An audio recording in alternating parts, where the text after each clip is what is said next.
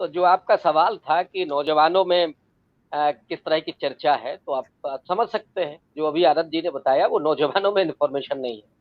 वहां पे जो इन्फॉर्मेशन होगी वही जिसको व्हाट्सएप यूनिवर्सिटी कहते हैं, इतिहास को लेकर के बिल्कुल फेक न्यूज, या वर्तमान में क्या हो रहा है। अभी अभी आया ना कि राहुल गांधी की भारत जोड़ो यात्रा में पाकिस्तान जिंदाबाद के नारे लगे, और ये खबर पहुंच चुकी होगी। वो क्या हुआ, उसमें क्या हुआ, ये कोई नहीं जानना चाहता। बस उसको मस्खारे लेकर के, चटकारे लेकर के लोग सुनेंगे, उस पर चर्चा करेंगे, जाने अनजाने। और नौजवान पीढ़ी को भी जिस तरह से विवेकहीन बनाया जा रहा है। हम लोग तो जिस पद्धति से निकले हैं, और जिस तरह के भारत की कल्पना हमारे आजादी के आंदोलन के नेताओं ने की थी, एक विवेक संबद्ध और वैज्ञानिक सोच का हम भारत बनाएंगे, और आज हो क्या रहा है। जो तमाम धार्मिक मान्यताएं हैं, उनको बहुत हाईलाइट किया जाता है, जबकि जो वैज्ञानिक समझ है, वैज्ञानिक सोच है, उसको पृष्ठभूमि में धकेल दिया जाता है।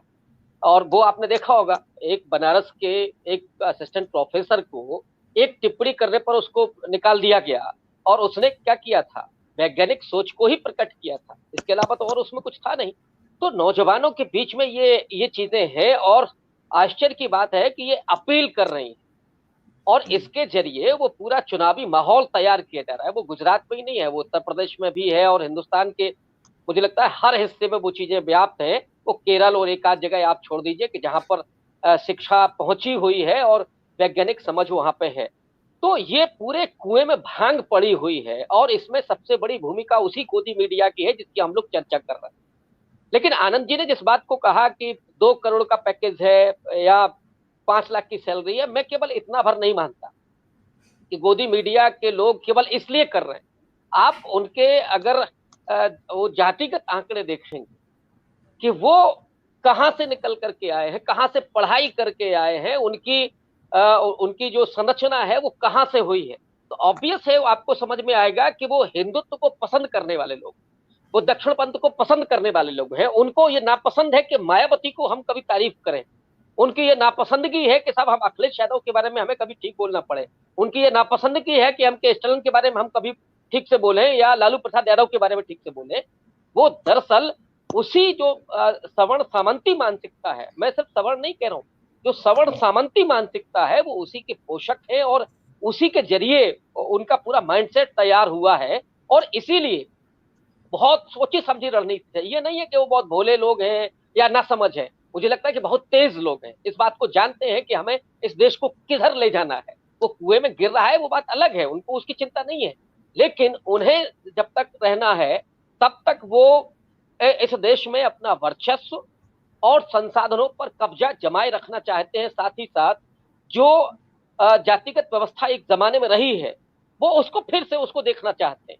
या मुसलमानों के प्रति जो उनकी घृणा है, तो वो चाहते हैं कि ये जो अल्पसंख्यक हैं, जिनको कहीं संविधान में कुछ विशेष अधिकार भी मिले हुए हैं, वो भी खत्म कर दिए जाए, और इनको दोयम दर्जे का बना करके। और वो कहते भी हैं कि जैसे पाकिस्तान में अल्पसंख्यक रहता है, वैसे साहब भारत में अल्पसंख्यक रहे।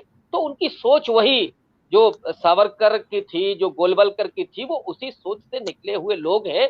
और इसलिए मैं नहीं समझता कि केवल वो पैसे के कारण कर रहे हैं। और आप देखिए मोदी जी कई बार उनको धुतकारते भी हैं, ऐसा नहीं है कि वहां एक इंटरव्यू नहीं मिलता है लोगों को।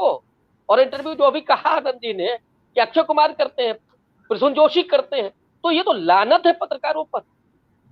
वो जो जो दिन रात गुणगान करते हैं, और उनको उनकी जगह पर अक्षय कुमार अगर इंटरव्यू करते हैं तो लाना, वो तो मुंह दिखाने लायक नहीं है।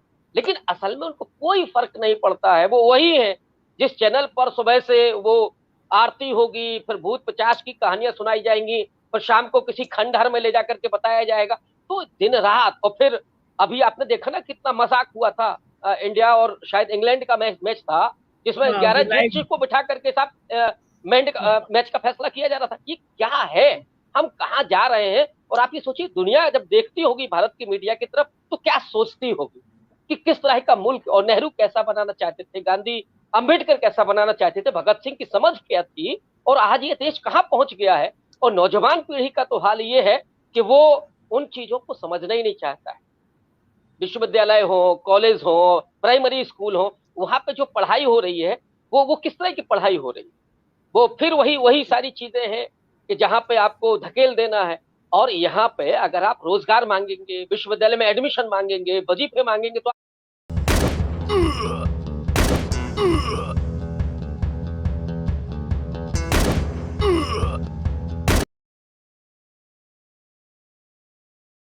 आपको क्या मिलेगा? आपको लाठियां मिलेंगी। लेकिन अगर आप कांवड़ यात्रा करना चाहते हैं तो आपके ऊपर गुलाब के फूल बरसाए जाएंगे। तो बिल्कुल सही। रोजगार मांगेंगे तो आपको गुलाब के फूल नहीं बरसाए जाएंगे। जो 2-4 नौकरियां मिलती फिर उसके लिए साहब पता लगा कि मुख्यमंत्री और प्रधानमंत्री वो कार्ड दे रहे हैं। आपने कभी सुना था? बहुत सारे लोग हैं आईएएस आईपीएस हुए उस जमाने में, उनको कभी नियुक्ति पत्र मिला कहीं से? वही गांव में चिट्ठी पहुंचती थी, उसी नियुक्ति के माध्यम से वो नौकरी ज्वाइन करते थे। यहाँ तो साहब क्लर्क बन जाए तो उसको मुख्यमंत्री साहब नियुक्ति पत्र दे रहे हैं। ये जो मजाक हो रहा है और उसको मीडिया लाइव कवरेज दे रहा है। मतलब कभी इस बात को क्रिटिसाइज नहीं करेगा कि साहब आप जो कर रहे हैं वो कितना बड़ा पाखंड है, ये दिखावा है, ये आपकी ड्यूटी है। और ये इन लोगों का जो नौजवान पीढ़ी जो पढ़ाई कर रही है ये उसका अधिकार है, मूल अधिकार है। तो आप कोई खैरात थोड़ी ना दे रहे हैं। लेकिन यहाँ तो 5 किलो राशन पर वो 95 रुपए का झोला होगा, उसमें बड़े बड़े फोटो होंगे, ये सब चल रहा है। और यही गोदी मीडिया बिछा यही करके अपने को प्रशंसा कर रहा है। लेकिन मोदी जी हैं कि छोड़ते भी नहीं है उनको, उनकी खूब लानत मलानत करते हैं। लेकिन ये बहुत बेशर्म है और कोई इसकी जो फर्क नहीं पड़ेगा। मानसिकता है वो उसी मानसिकता का वो रात दिन अपना परिचय दे रहा है। बिल्कुल। रात को 8 बजे हम लोग